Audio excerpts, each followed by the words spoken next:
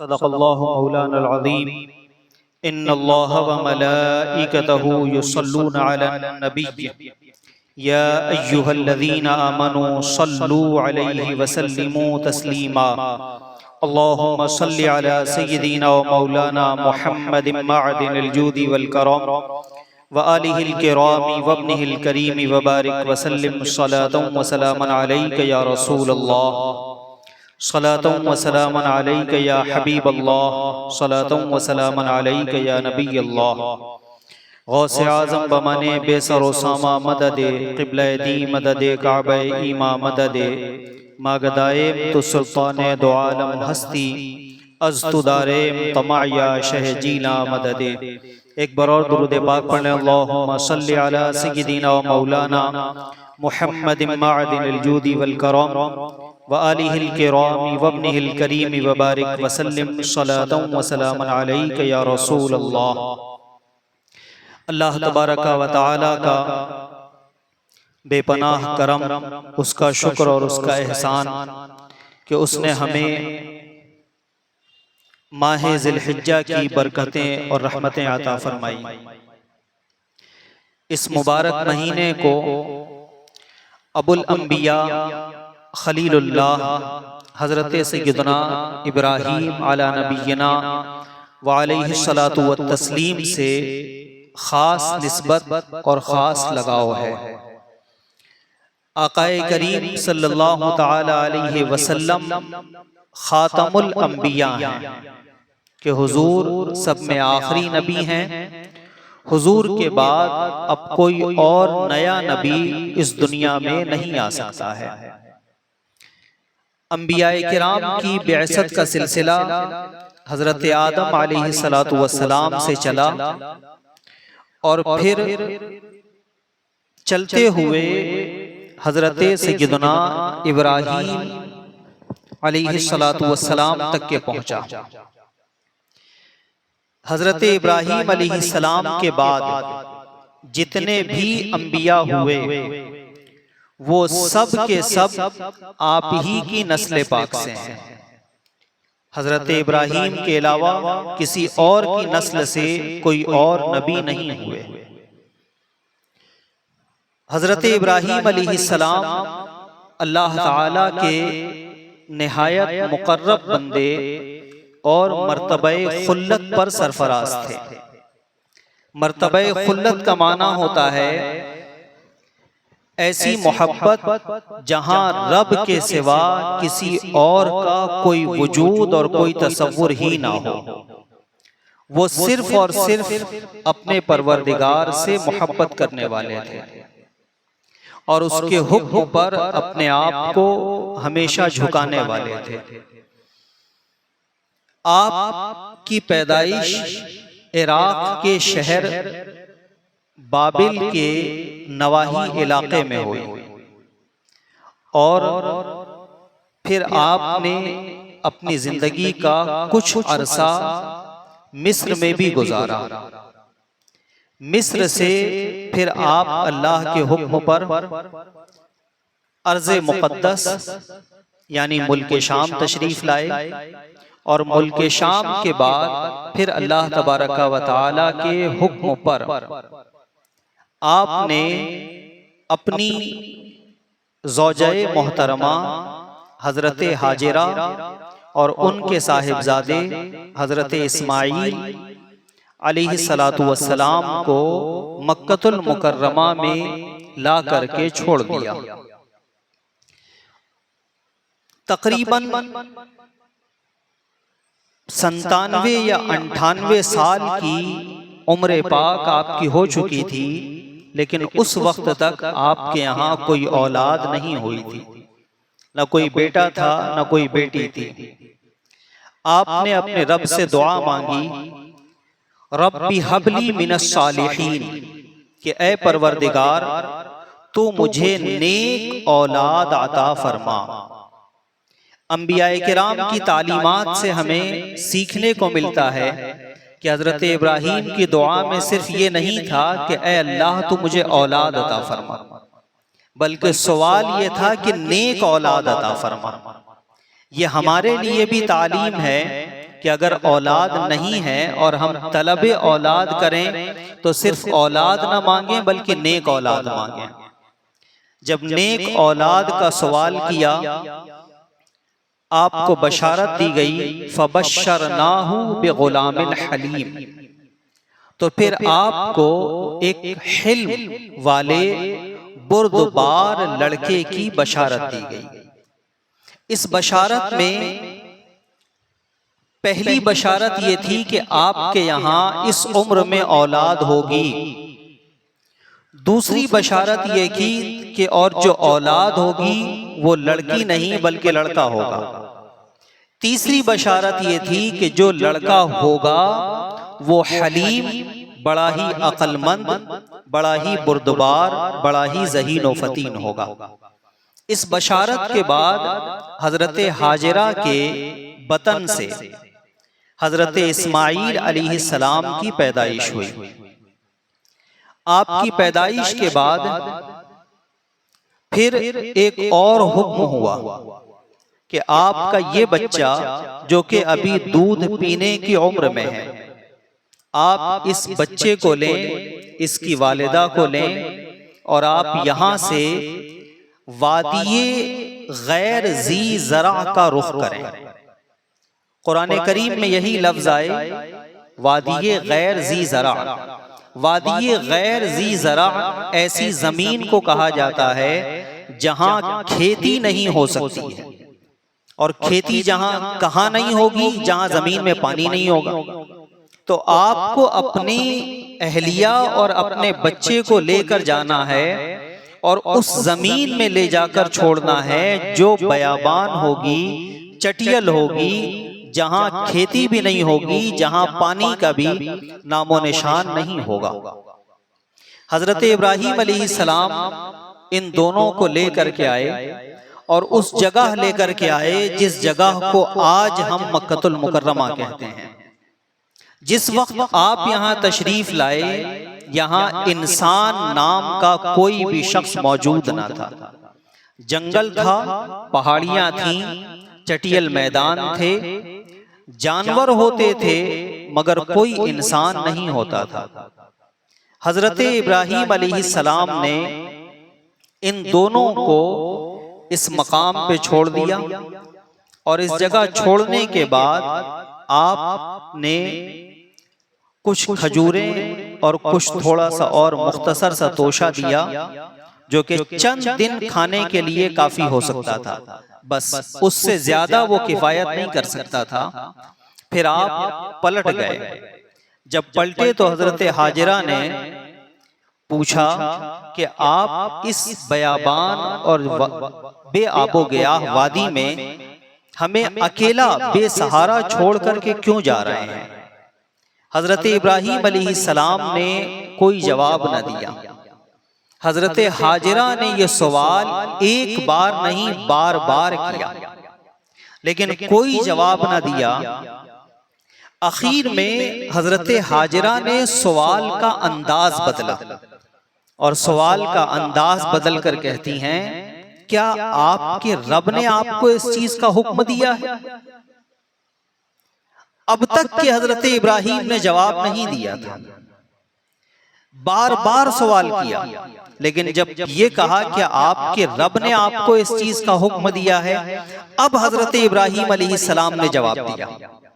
इससे मालूम क्या हुआ कि किसी पर आप किसी बात को नाफिज कर रहे हैं तो उसके अंदर ये तड़प पैदा कीजिए कि उसे ये एहसास हो कि मुझ पर ये चीज मेरे रब ने नाफिज की है। इब्तिदान बताते तो शायद कबूल करने की वो कैफियत ना होती, लेकिन जब खुद से उनकी जानिब से ये सवाल आया कि आपके रब ने इस चीज का हुक्म दिया है, हजरत इब्राहीम अलैहिस्सलाम ने फरमाया, हाँ, मुझे मेरे रब ने इस बात का हुक्म दिया है।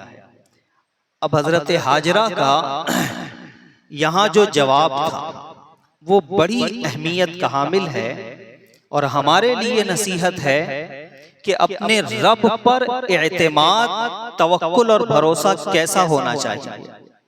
जरा सोचिए, आप आज अगर आदमी सफर में जाए, रात हो जाए, 11-12 बज जाएं और शहर से 10-12 किलोमीटर दूर अगर आदमी की गाड़ी खराब हो जाए, उस वक्त दिल दिमाग की हालत क्या होती है।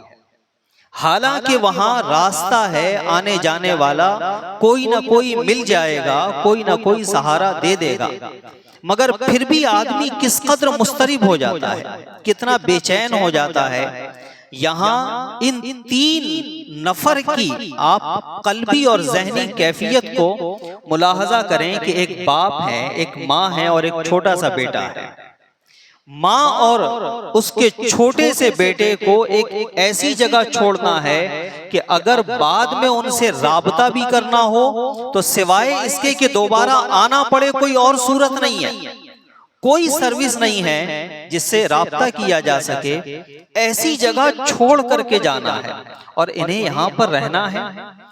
अल्लाह तबारका व तआला की जानिब से ये हजरत इब्राहीम अलैहिस्सलाम के मकामे खुल्लत की आजमाइश थी कि आप खलील हैं, सिर्फ मुझसे मोहब्बत करते हैं, उसका तकाजा यह है कि आप मेरे हर हुक्म पर अमल करेंगे और उसकी इताअत करेंगे।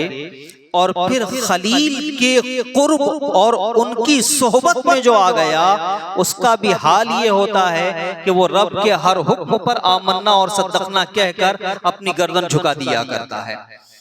अब हजरत हाजरा ने जो जवाब दिया, उस जवाब को देखें।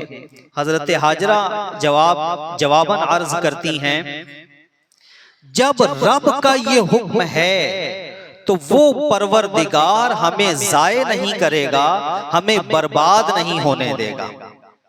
ऐसी जगह आदमी पहुंच जाए और फिर भी जब अल्लाह पर ये तवक्कुल हो कि वो हमें बर्बाद नहीं करेगा, हमें जाये नहीं करेगा, बल्कि इस जगह भी वो हमें आबाद करेगा।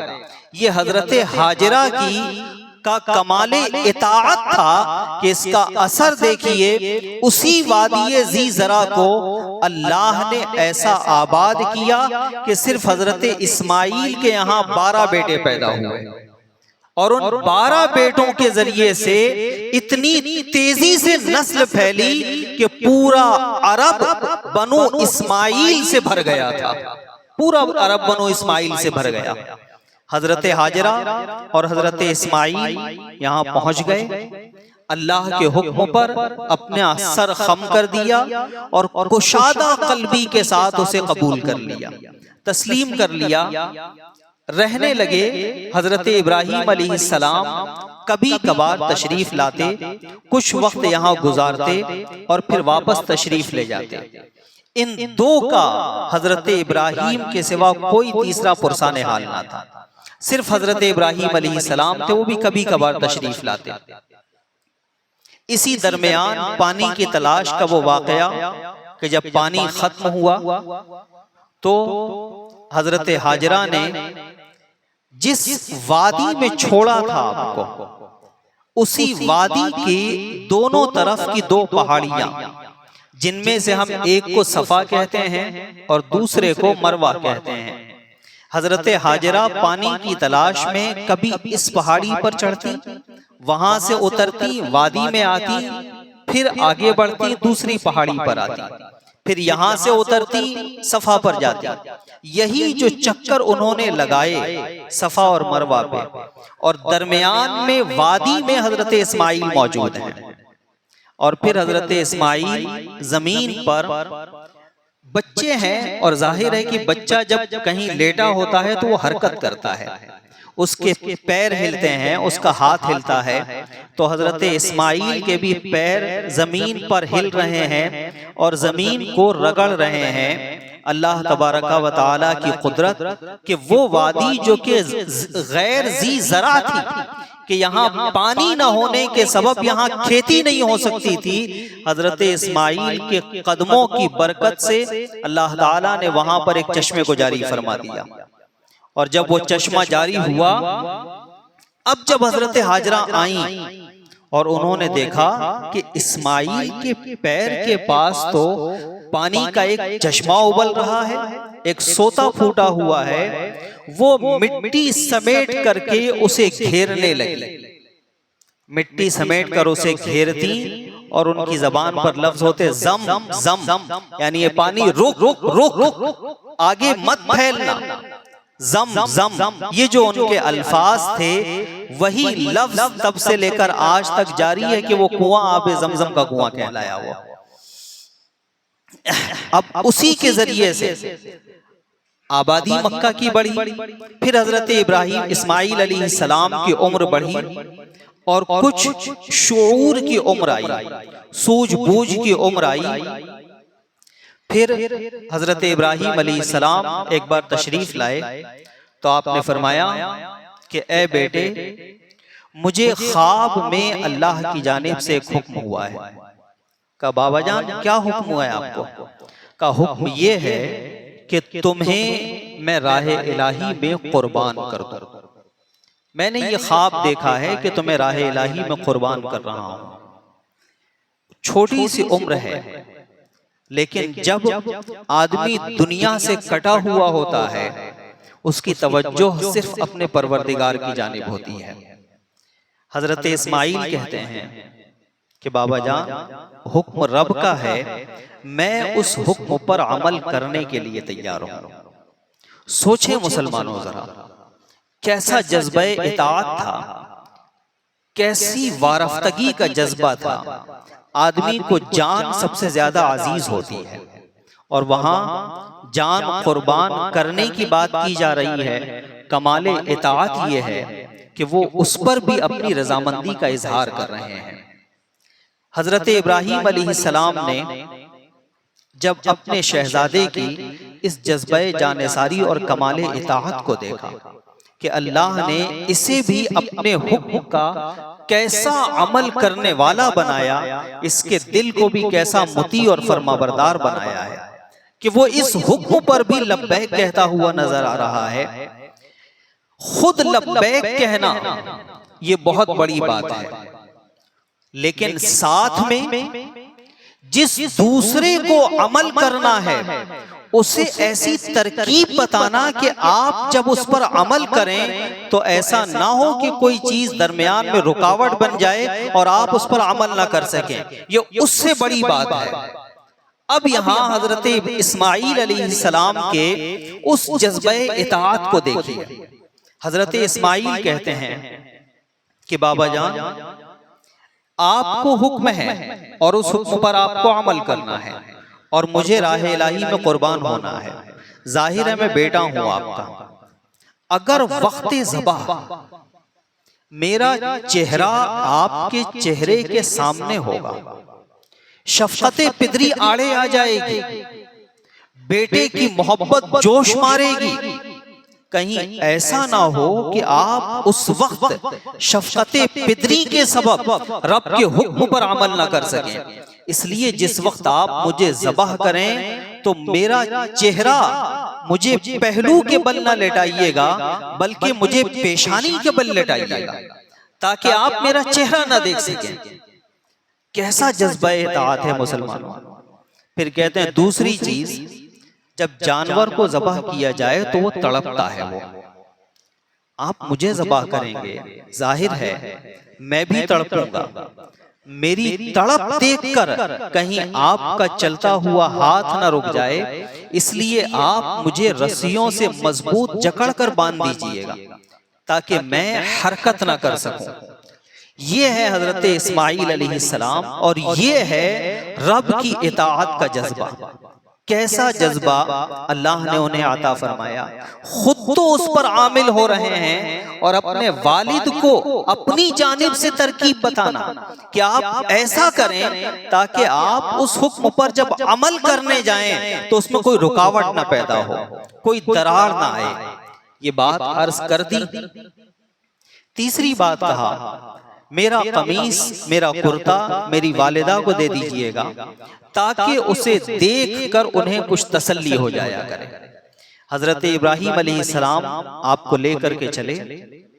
शैतान जिसे अल्लाह ने अदुव्वे मुबीन फरमाया और अंबिया का भी उसे दुश्मन बनाया, वो हजरत हाजरा के पास आया। उसने कहा कि हाजरा, तुम्हें पता है कि तुम्हारे शौहर तुम्हारे बेटे को कहां ले गए हैं? आपने फरमाया कि वो घाटी में गए हैं, लकड़ियां चुन करके और कुछ दूसरी चीजों का इंतजाम करके आएंगे ताकि फैमिली के खाने पीने की जरूरतें पूरी हो सके। उसने कहा कि तुम नहीं जानती, वो तुम्हारे बेटे को ज़बाह करने के लिए ले गए हैं। हजरत हाजरा ने कहा ऐसा हरगिज नहीं हो सकता है। जब उसने देखा कि यहाँ ये तस्लीम करने को तैयार नहीं, शैतान से एक भूल हुई, और वो भूल क्या थी कि शैतान ने सच बात कही। तो शैतान की भूल ये है कि वो सच बात बोलते, इंसान की भूल ये है कि वो झूठ बात बोले। ये शैतान की भूल थी कि उसने सच बात कहा कि उन्हें ऐसा करने का उनके रब ने हुक्म दिया है। ये शैतान की भूल थी। अब हजरत हाजरा ने कहा अगर उनके रब ने उन्हें इसका हुक्म दिया है तब तो उन्हें करना ही चाहिए ऐसा। यहाँ ये था कि उनकी जो शफकते मादरी है वो जोश मारेगी कि मैं जाऊं और अपने बेटे को बचाऊं, लेकिन जब ये सुना, और वो भी एक दुश्मन के मुंह से, कि उन्हें ऐसा करने का हुक्म उनके रब ने दिया है, हजरत हाजरा कहती रब का हुक्म है तो उन्हें उस पर अमल करना चाहिए। वहां से वो मायूस हुआ, हजरत इस्माइल अलैहिस्सलाम के पास आया और उनसे कहा कि शहजादे, आपको पता है कि आपको कहां ले जाया जा रहा है? तो कहा कि हम घाटी में जा रहे हैं, वहां से लकड़ियां चुनेंगे, दूसरी चीजों का इंतजाम करेंगे, घर वालों के खाने पीने का इंतजाम हो जाएगा उससे। कहा आप नहीं जानते, आपको ज़बाह करने के लिए ले जा रहे हैं। आपने फरमाया कि मेरे वालिद मुझसे बहुत मोहब्बत करते हैं, वो ऐसा नहीं कर सकते। जब शैतान ने कहा नहीं वो इसीलिए ले जा रहे हैं, तो कहा तुम्हारे पास सबूत क्या है कि वो इसीलिए लेकर जा रहे हैं? उसने कहा कि चूंकि उन्हें उनके रब ने ऐसा करने का हुक्म दिया है। अब हजरत इस्माइल का भी जवाब यही था कि जब उनके रब का हुक्म है तब तो उन्हें उस पर अमल करना चाहिए और उससे पीछे नहीं हटना चाहिए। यहां से मायूस हुआ तो अदुव्वे मुबीन है हजरत इब्राहीम अलैहिस्सलाम के पास आया और उनके पास आकर के कहता है कि ए इब्राहीम, शैतान ने आपके ख्वाब में आकर आपको ये बात कही कि आप अपने बेटे को ज़बाह कीजिए। किसने बात आकर के कही? शैतान ने ये बात कही। अंबियाए किराम अलैहिमुस्सलाम वो मासूम शख्सियात हैं जिन पर शैतान का वार नहीं चल सकता है। वो उन्हें ना हालते बेदारी में बहका सकता है और ना ही हालते ख्वाब में। हालते ख्वाब में भी शैतान का वार अंबियाए किराम अलैहिमुस्सलाम पे नहीं चल सकता। जब उसने ये बात कही कि शैतान ने आपसे आकर ख्वाब में ये बात कही, हजरत इब्राहीम अलैहिस्सलाम ने फरमाया मरदूद तो खुद शैतान है और तू मुझे गुमराह करना चाहता है, रब के हुक्म से रोकना चाहता है। मैं उस हुक्म पर जरूर अमल करके रहूंगा। आप फिर उस मैदान में आए, मैदान मिना में पहुंचे, अपने शहजादे को लेटाया, गर्दन पर छुरी चलाई। जब छुरी चलाई, छुरी ने गर्दन को न काटा और रब का हुक्म हुआ कद सद्दक़्ता रुया कि ए इब्राहीम, तुमने जो ख्वाब देखा था तुमने उस ख्वाब को सच कर दिखाया और हमने तुम्हें तुम्हारी इस कुर्बानी को कबूल किया और उसके फिदिये में हमने जन्नती मेढ़ा तुम्हें अता फरमा दिया है। और फिर जब हजरत इब्राहीम अलैहिस्सलाम ने देखा तो शहजादे वहां पर नहीं हैं, बल्कि आपकी छुरी से जो ज़बाह हुआ है वो जन्नती मेढ़ा ज़बाह हुआ था। यहाँ पर एक नुक्ता और एक बात याद रखने की है कि हजरत इब्राहीम अलैहिस्सलाम ने सिर्फ छुरी चलाई और इतने पर फरमाया गया आपने अपना ख्वाब सच कर दिखाया। तो फिर ख्वाब में क्या देखा था? तो मुफस्सिरीन ने कहा दरअसल हजरत इब्राहीम अलैहिस्सलाम ने ख्वाब में ये नहीं देखा था कि आपने अपने शहजादे की गर्दन पे छुरी चलाई तो गर्दन कट गई, बल्कि इतना ही देखा था कि आपने छुरी चलाई थी। ये नहीं देखा था कि गर्दन कट गई थी, तो जितना देखा था उतना पूरा कर दिखाया। और उस पर फिर बारगाहे इलाही से जो उन्हें इनाम मिला कि इस कुर्बानी को आपकी सुन्नत करार दे दिया गया। नबी करीम अलैहिस्सलातु वस्सलाम ने अपने सहाबा को हुक्म दिया कि ए मेरे सहाबा तुम कुर्बानी करो। जब सहाबा ने पूछा या रसूलुल्लाह अलैहिस्सलाम मा हियल अज़ाही, ये कुर्बानी है क्या आखिर? हुजूर ने फरमाया हादिही सुन्नतु अबीकुम इब्राहीम, ये तुम्हारे बाप इब्राहीम की सुन्नत है, इसलिए फतीबू बिहा नफसन, इसे इंतहाई खुश दिली से किया करो, उस खुश दिली से जिस खुश दिली से हजरत इब्राहीम अलैहिस्सलाम ने कुर्बानी किया था। इसलिए आदमी कुर्बानी जब भी करे इंतहाई मुखलिस होकर के करे, सिर्फ और सिर्फ रब की रजा चाहने के लिए करे, उसमें दूसरी किसी तरह की तमा, कोई लालच वो अपने दिल दिमाग में न रखे मुझे इसका ये फायदा होगा ये फायदा होगा, नहीं, एक फायदा, और वो फायदा यह है कि मेरा रब इसे कबूल फरमा लेगा, मेरे रब की बारगाह में ये मकबूल हो जाए। इसके अलावा दूसरी कोई तमा, कोई लालच न रखे। तो जैसे उसने हजरत इब्राहीम की कुर्बानी को कबूल फरमाया, उम्मीद है उनकी सुन्नत पर अमल है, वो हमारी भी कुर्बानी को कबूल फरमाएगा। अल्लाह तबारक व तआला हमें इस अजीम सुन्नत पर इंतहाई कुशादा कल्बी के साथ अमल की तौफीक अता फरमाए। मैं उस मसले को आज फिर बयान कर दूं कि कुर्बानी वाजिब होती है उस शख्स पर जो के गनी होता है। यानी आज 2024 ईस्वी में 61 तोला 2 ग्राम चांदी की जो मालियत है, यानी तकरीबन 46,000 रुपए, इतनी मालियत का जो भी बंदा मालिक होगा उसके ऊपर कुर्बानी करना वाजिब होगी। वो मर्द है तो उस पर भी, औरत है तो उस पर भी। उमूमन घर में जो औरतें होती हैं उनके पास जेवरात होते हैं, सोने चांदी वगैरह, और वो इतने की मालियत को अक्सर पहुंच जाते हैं, उन पर कुर्बानी वाजिब हो जाएगी। ऐसे ही वो शख्स जिसने कारोबार में पैसे लगा करके रखे हैं और उसके कारोबार का माल अगर 46,000 रुपए या उससे ज्यादा की मालियत को पहुंच जाए, उस पर भी कुर्बानी करना वाजिब हो जाएगी।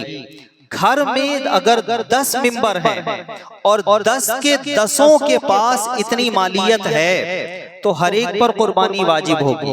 एक एक कर लेने से बाकी लोग बरीउ जिम्मा नहीं होंगे।